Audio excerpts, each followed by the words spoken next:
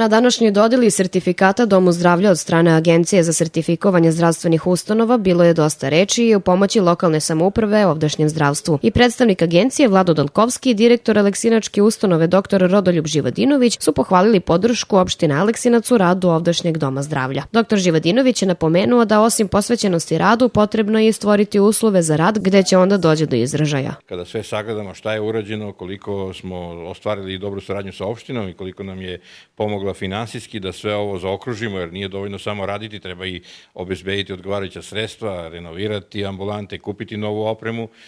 Mi bez opštine to ne bismo mogli da uradimo, jer kao što znate, država nam daje apsolutno dovoljno sredstava vezano za radnike, lekove, sanitetsko-potrošni, ali što se tiče investicija, jednostavno za to nema dovoljno novca od strane države. Predsednik opštine Aleksinac Dalibor Radičević je u izjavi za naš medij naglasio da lokalna samouprava, iako više nije osnivač Doma zdravlja, nastavlja da podržava aktivnosti koje doprinose unapređenju zdravstvenih usluga pacijentima.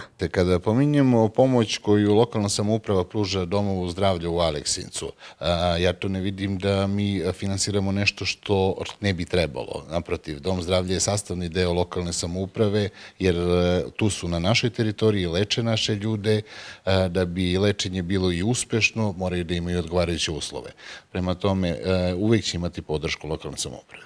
Prvi čovek opštine Aleksinac pohvalio je i korektnost i razumevanje rukovodstva Doma zdravlja prilikom podnošenja zahteva za pomoć. Na čemu sam ja zahvalan i direktoru Doma zdravlja i njegovom stručnom timu jeste da su vrlo realni u svojim zahtjevima. Nikada nisu došli sa pričom da dobiju nešto što im nije neophodno.